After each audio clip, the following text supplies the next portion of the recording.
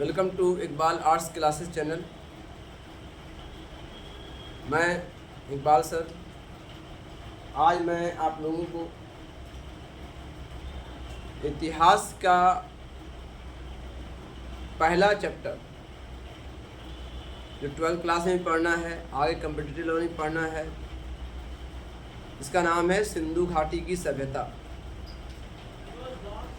सिंधु घाटी की सभ्यता जो भारत की सबसे पुरानी सभ्यता मानी जाती है, इसका पहला एपिसोड, पहला पार्ट मैंने पढ़ाया था पिछले क्लास में, जिसका वीडियो मैंने लोड भी किया है। और दूसरा वीडियो आज, उसके दूसरे पार्ट को आज हम आपके सामने पेश करने जा रहे हैं। वो है सिंधु घाटी सभ्यता की विशेषता। पहला वाला बताया था जिसमें नगर निर्माण योजनाएं, किस तरह से उसको ढांचा स्ट्रक्चर तैयार किया गया था शहर का, वो बताया था मैंने। आज हम बताने जा रहे हैं कि उसका सामाजिक जीवन कैसा था, आर्थिक जीवन कैसा था, राजनीतिक जीवन कैसा था, ये सब देखना हमको है। तो सबसे पहले हम लोग सामाजिक जीवन को बढ़ते हैं।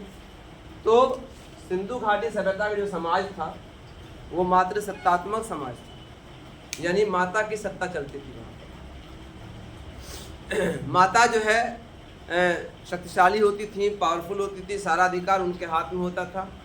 जैसा कि परमाणु से मिलता भी है कि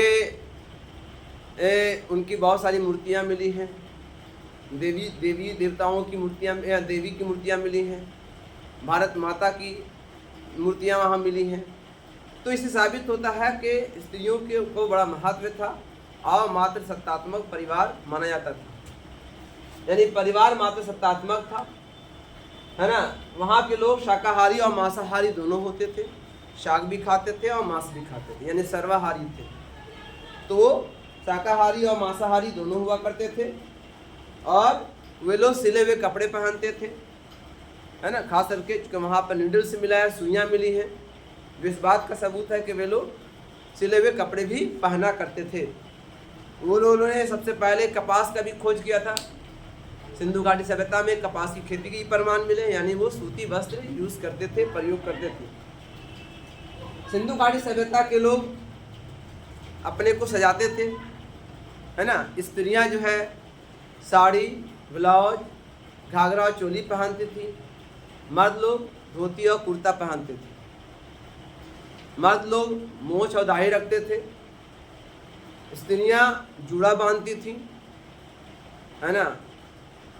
स्त्रियां जो है बहुत तरह के जेवर का भी इस्तेमाल करती थी, जैसे कई तरह के जेवर के प्रमाण मिले हैं, जैसे कि कंठार, कनफूल, हंसुली, भुजबंद, करघरनी, बिछिया जैसे जेवर पहनते थे। और कई धातुओं के, सोने, चांदी, है ना। और कुछ ऐसे भी जेवर मिले हैं जो हड्डियों के बने होते थे, या हाथी के दांत के बने होते थे, या जो है सीप के बने होते थे।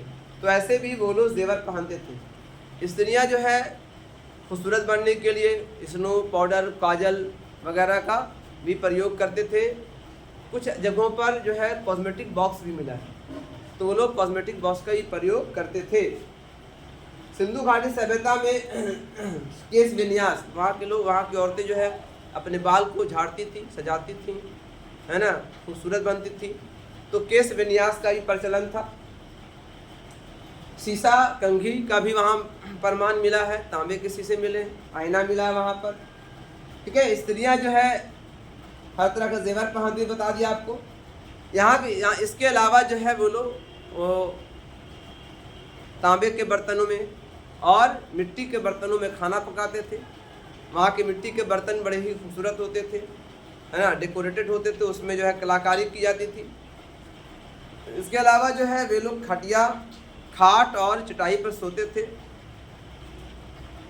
इसके अलावा जो है वे लोग आमोद प्रमोद के प्रेमी थे, एंटरटेनमेंट की प्रेमी थे। वो लोग अपने जीवन को खुश रखने के लिए, प्रसन्न रखने के लिए कई तरह के गतिविधियां करते, जैसे कि मुर्गा लड़ाना, कॉक फाइटिंग, फिशिंग करते थे, मछलियां पकड़ते थे, है ना।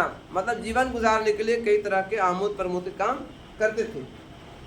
वहाँ पर बच्चे को खेलने के लिए खिलौने ही पाए गए हैं, जैसे बैलगाड़ी के खिलौना, ठीक है। बहुत सारे ऐसे खिलौने मिले हैं, कुछ जगहों पर जो है आवाज़ करते हुए खिलौना पाया गया है। तो यानी बच्चों को खेलने के लिए खिलौने भी बनाए जाते थे। सिंधु घाटी सभ्यता में बहुत सारी नर्तकी की मूर्ति मिली है। एक कांसे की बनी मूर्ति मिली है मोहनजोदड़ो में, जो इस बात को दर्शाता है कि वो लोग डांस के प्रेमी थे, नाच के प्रेमी थे। क्योंकि वो जो मूर्ति मिली है वो नाचती हुई मूर्ति मिली है, इसका मतलब यह है कि वो डांस के प्रेमी थे, वो डांस वगैरह करते थे। ठीक है। सिंधु घाटी सभ्यता के लोग जो है समय मिलने पर जो है वो नदियों के पास जाते थे, कांटा बंसी के द्वारा, है ना, और कांटे के द्वारा वो मछलियाँ ही पकड़ते थे। तो इस तरह से उनके जीवन, समाजी जीवन गुजरता था। अब आइए सामाजिक जीवन के बाद आइए धार्मिक जीवन। सिंधु घाटी सभ्यता के लोगों का धर्म जो था आज के हिंदू धर्म से लगभग मेल खा जाता है। चूँकि आज भी जैसे देवी देवताओं की पूजा होती है, वहाँ भी देवी देवताओं की पूजा होती थी। जैसे दुर्गा, काली, चंडी, लक्ष्मी, पार्वती जैसे देवियों की पूजा होती थी। वहाँ जो है मंदिर नहीं मिला है, लेकिन वेदी मिला है, ईंटों के बने कई वेदियाँ मिली हैं। शायद वहाँ पे आग की पूजा होती थी। ठीक है। दो लोग आग की पूजा करते थे। सिंधु घाटी सभ्यता के लोग जो है छोटी छोटी मूर्तियों को अपने घर में लगाते थे, उसकी पूजा करते थे। स्त्री वो मातृ देवी की पूजा करते थे। एक मूर्ति मिली है जिससे गर्भ से पौधा निकल रहा है, प्लांट निकल रहा है, मातृ देवी का यानी मदरलैंड का उसमें जो है संकेत है। तो मातृ देवी की पूजा करते थे वो लोग। सिंधु घाटी सभ्यता के लोग धरती देवी की पूजा करते थे। एक योगी मुद्रा में बैठे हुए एक मूर्ति मिली है, शायद वो शंकर भगवान का प्रतीक था। तो शंकर भगवान की पूजा करते थे वो लोग। शिव यानी लॉर्ड शिवा की पूजा करते थे, शिवलिंग की पूजा करते थे, है ना, बैल की पूजा करते थे, इबड़ वाला बैल की पूजा करते थे, पीपल की पूजा करते थे, सांप की पूजा करते थे, स्वास्तिक की पूजा करते थे, बड़ की पूजा करते थे। कई ऐसी चीज़ों के प्रमाण मिले जिनकी पूज्य थे, वो उनको पूजते थे। सिंधु घाटी सभ्यता के लोग थोड़ा सा वो मतलब शक्की थे, संदेह मिजाज के थे, है ना, जादू टोना पे विश्वास करते थे, तंत्र मंत्र जादू टोना जानते थे। बहुत जगह ताबीज़ मिला है, यानी ताबीज़ का इस्तेमाल करते थे ताकि जादू टोना से बचे। सिंधु घाटी सभ्यता के लोग स्वास्तिक की पूजा, बता दिया आपको, स्वास्तिक की पूजा करते थे, है ना। सिंधु घाटी सभ्यता के लोग अपने मृतकों को तीन तरह से जो है ये करते थे, है ना। पहला तो है पूर्ण समाधिकरण करते थे। पूर्ण समाधिकरण यानी पूरी तरह से जो है जमीन में गाड़ देते थे, उसको बोलते हैं पूर्ण समाधिकरण, है ना। और एक हुआ अर्ध समाधिकरण, यानी थोड़ा बहुत जो है आधा गाड़ते थे, आधा जला देते थे, उसको अर्ध समाधिकरण हुआ। और एक है पूरी तरह से छोड़ देते थे ताकि कोई पशु पक्षी खा ले, और उसके बाद फिर उसको भी गाड़ देते थे या जला देते थे। इस तरह से तीन तरह से वो लोग अपने डेड बॉडीज़ को, अपने लाश को जो है क्रियाक्रम करते थे। वो लोग भूत प्रेत विश्वास करते थे, इसलिए जगह जगह जादू टोना के भी प्रमाण मिले हैं, इसलिए ताबीज़ों का ही प्रयोग करते थे। तो सिंधु घाटी सभ्यता के ये धार्मिक जीवन के बारे में बता दिया मैंने। अब आर्थिक जीवन के बारे में आते हैं। तो आर्थिक जीवन में वो लोग कृषि करते थे। कृषि में जो है कई तरह की कृषि, जो वो इलाका उपजाऊ भूमि थी, बहुत सारी नदियाँ पाई गई वहाँ पर। उपजाऊ भूमि होने के कारण हालांकि खेती वहाँ पर वर्षा बहुत कम होती थी, लेकिन नदियों के पानी से खेती हो जाया करता था। तो वहाँ खेती अच्छी होती थी, धान, गेहूँ, जवार, बाजरा, है ना, केराव, मटर वगैरह भी सब उत्पादन होता था वहाँ पर। इसके अलावा जो है फलों की भी खेती होती थी, सब्जियों की खेती होती थी, है ना, तरबूज की खेती होती थी। मैंने कई तरह के प्रमाण, फसलों के प्रमाण मिले हैं। सिंधु घाटी सभ्यता में पानी की कमी थी नहीं, फिर भी जो है जगह जगह तालाब बनाए गए थे। तालाब बना करके वहाँ से सिंचाई की सुविधाएं बनाई गई थी। जगह जगह कुएं बनाए गए थे, कुओं से सिंचाई करते थे।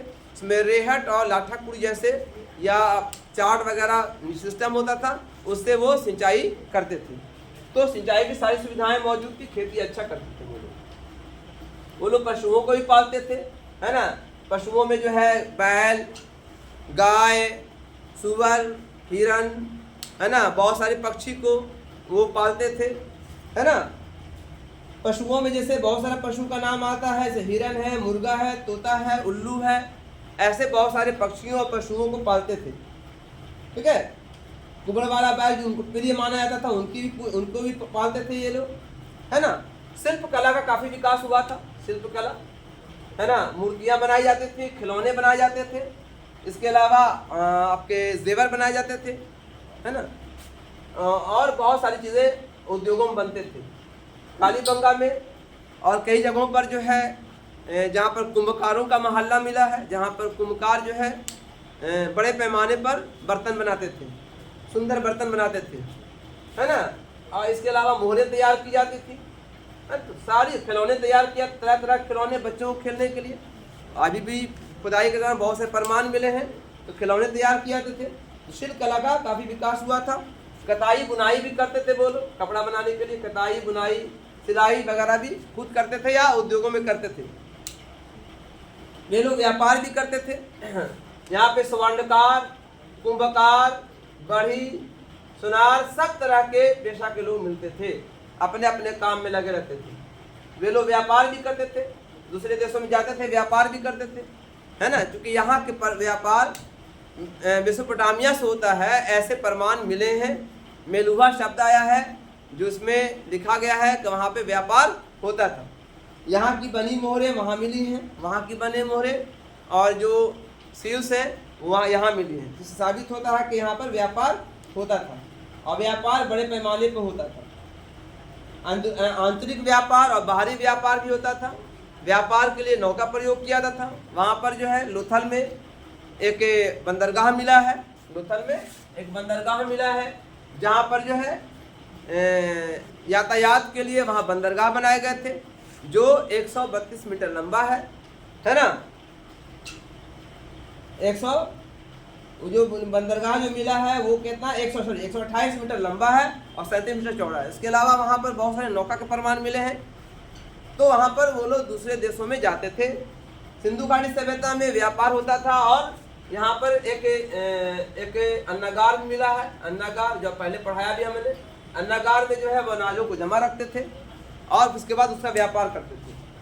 तो ये सारी चीज़ें वहाँ मिली हैं। इसका मतलब है कि वो लोग व्यापार भी अच्छे पैमाने पर करते थे। सभी धातुओं का ज्ञान था, चांदी, सोना, तांबा, लाजवंश, शीशा, सिलखड़ी, सभी धातुओं का वो आयात निर्यात करते थे। सिर्फ लोहा का उनको ज्ञान नहीं था। ये मेसोपोटामिया और ग्रीस और दूसरे देशों से व्यापार करते थे। राजनीतिक जीवन आते हैं, ये तो खत्म हो गया। अब राजनीतिक जीवन में आते हैं हम लोग। तो राजनीतिक जीवन में सिंधु घाटी सभ्यता का कोई राजा नहीं मिला है, लेकिन हाँ ऐसे प्रमाण मिले हैं कि वहाँ पे सामुदायिक भवन मिला है जहाँ पर सब लोग बैठते थे और सरकार नगर के देखभाल करने के लिए कुछ योजनाएं तैयार करते थे। यानी वहाँ पर नगर पालिका जैसी स्थिति थी, यानी नगर पालिका जैसे वहाँ पर काम होते थे। क्योंकि वहाँ पर बहुत सी मूर्तियाँ मिली हैं। इसमें एक मूर्ति मिली है जिसमें आपको पादरी किंग का नाम दिया गया है, पादरी राजा। मतलब वो राजा नहीं था, लेकिन पादरी जो है राजा के रूप में काम करता था, उसी की बात लोग मानते थे। तो वहाँ पर इस तरह से वहाँ पर नगर पालिका जैसी स्थिति थी। और इसके बाद आइए विज्ञान प्रौद्योगिकी। तो इसमें जो है सबसे पहले जो है इन लोगों ने लिपि का आविष्कार किया, अपना लिपि, चित्रलिपि का आविष्कार किया उसने, है ना। बहुत जगह पे उनके अपनी लिपियाँ होती थी, उसको लिखते थे, है ना। चित्रलिपि जिसको बोलते हैं, या भावलिपि कह सकते हैं इसको, भावलिपि, है ना, या चित्रलिपि कह सकते हैं। चित्रलिपि और भावलिपि का आविष्कार किया गया था, है ना। इसके अलावा जो है धातु कर्म की जानकारी थी उनको। धातु कर्म यानी वो दो धातुओं को मिला के बनाते थे, जैसे टिन और तांबा को मिला करके, कॉपर को मिला करके उन्होंने कांसा बनाया था।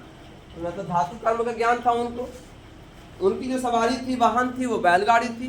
बैलगाड़ी से सफ़र करते थे, वो उनका पहला सवारी बैलगाड़ी था, तो बैलगाड़ी सफ़र करते थे। वो लोग जो है नौका के बारे में पता था उनको, बोट वगैरह से दुनिया की सफ़र करते थे दूसरे जगह पर। और वहाँ गोदी मिला है, बंदरगाह मिला है, जो अभी बताया था हमने कि बंदरगाह मिला है वहाँ पर। तो बंदरगाहों में वो जो है बंदरगाहों पे सामान चढ़ाते उतारते थे, ठीक है। इसके अलावा जो है माप तौल की जानकारी थी उनको। वो लोग जो है माप तौल करते थे, है ना। वहाँ पर 150 बटखरा मिला है, सबसे बड़ा बटखरा मिला है 1350 ग्राम का। सबसे छोटा बटखरा मिला है 0.85 ग्राम का मिला है। यानी बटखरे होते थे, वो लोग जो है नापते थे, है ना, 16 छटांग का 1 से 16 आने का 1 रुपया, है ना, 2 हाथ का 1 गज, इस तरह से वो नापते थे, है ना। फीट को इंच में भी नापते थे वो, इसके कई उनको नियम पता थे। उन लोग जो है नगर नियोजन को बहुत अच्छे से किया था, नालियाँ अच्छी बनाई थी, सड़कें अच्छी बनाई थी, पानी के निकालने का पूरा इंतजाम किया था उन लोगों ने, है ना। चिकित्सा का भी ज्ञान था उनको, है ना, बहुत सी बीमारियों का इलाज जानते थे। सबसे पहले तो वहाँ पर जो है प्रमाण मिला है कि वे लोग शिलाजित पत्थर का प्रयोग करते थे ताकत बल बढ़ाने के लिए। कई बीमारियों का इलाज से एक कंकाल मिला है, एक सर का हड्डी मिला है जिसमें जो है मस्तिष्क शोथ की बीमारी हुई है, तो मतलब बीमारियों का इलाज करते थे वो लोग। सिंचाई की सारी सुविधाएं मौजूद थी, सारी सुविधाएं मौजूद थी, उसमें जो है वो लोग तालाबों से, है ना, नहरों से, नदियों से, कुओं से अपने खेतों की सिंचाई करते थे, तो सिंचाई की सुविधाएं भी उसने अपना तैयार की थी। इस तरह से उनका विकास हुआ था। एक विकसित सभ्यता थी, एक बहुत ही बड़ी सभ्यता थी, और ये कहिए कि वो एक वहाँ पर मतलब समानता थी, एकता थी, कोई मतलब कोई जात पात छुआछूत कुछ नहीं था, मतलब वो सभ्यता बहुत ही विकसित सभ्यता। लेकिन कहता है कि कोई सभ्यता हमेशा नहीं रहती है, इस सभ्यता का अंत हो गया, है ना। कार्बन 14 पद्धति के अनुसार इसका अंत हुआ था 1750 बीसी में, लेकिन ओवरऑल मान लीजिए 1500 बीसी में इसका अंत हो गया, ठीक है। इसके अंत करने वालों में कौन थे? प्रमाण के अनुसार कहा जाता सबसे ज़्यादा कि आर्यों के आगमन से हुआ। ऐसे बहुत से कारण और माने जाते हैं कि भूकंप से हुआ, है ना, कोई लोग बोलते हैं पानी के बाढ़ आने से हुआ, कोई लोग बोलते हैं कि नदियों के मार्ग परिवर्तन से हुआ, कोई लोग बोलते हैं कि बहुत भयानक बीमारी आ गई तो उस कारण हुआ, कोई लोग बोलते हैं जलवायु के परिवर्तन से हुआ, है ना। ऐसे बहुत सारे कारण बताए जाते हैं, है ना। लेकिन सर्वमान्य जो पक्ष है वो पक्ष है कि आर्यों का आगमन से, है ना, इस सभ्यता का अंत हुआ, क्योंकि खुदाई के दौरान बहुत सारी तलवारें मिली हैं। ये सिंधु घाटी की तलवारें नहीं है, ये तलवारें आर्यनों की तलवारें थीं जो वहाँ पे रखी गई थी, है ना।